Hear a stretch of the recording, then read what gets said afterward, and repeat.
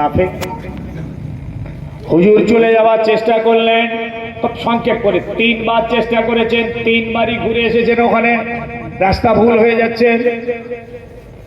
বলেন আর বুঝতে পেরেছি এখানে আমার শাহাদাত, আমার নানাজির ভবিষ্যৎবাণী মিলে গেছে। তাবু ফেললেন, রাত্রে কাঁদছেন আল্লাহর কাছে, কোনো কেউ নেই, একজনও সাহায্যকারী নেই খোদা ছাড়া।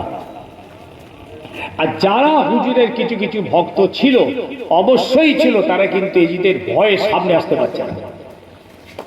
এত দাপট চলছে তার, এত শক্তি দিয়ে সৈন্য দিয়ে এমন ভাবে অত্যাচারের বেড়া লাগিয়েছে চতুর্দিকে। এইসব নিরীহ ভালোবাসার মহব্বতের মানুষগুলো সাহসে বলতেও পারছে না, আসতেও পারছে না। গভীর রাত, একটা জিনের বাদশাহ এলো, হুজুরকে সালাম দিল, আসসালামু আলাইকুম ইয়া আওলাদ রাসূল। এখানে আওলাদ রাসূল কথাটা তো আবার অনেকে মানে না, মারাত্মক ব্যারাম, তার মানে রসুলের আওলাদ দেয়।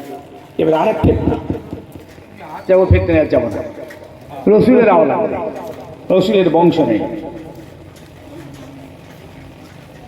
কত রেওয়ায়েত দেখাবো আপনাদেরকে যে রসুলের আওলাদ কিভাবে হয়, কিভাবে হয়েছে, রসুলের আওলাদ আছে না নেই। উনি এসে বলে আওলাদ রসুল, ইয়া আসসালামু আলাইকুম। বলেন কে ভাই তুমি এত রাতে?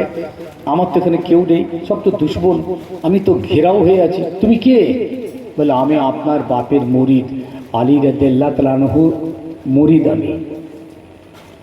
আমি খবর পেলাম এজিদের সৈন্যরা আপনাকে ঘেরাও করেছে, মারবে, তাই আমি এসেছি। আমি হাজার হাজার জিন সৈন্য পাহাড়ের গায়ে রেখেছি,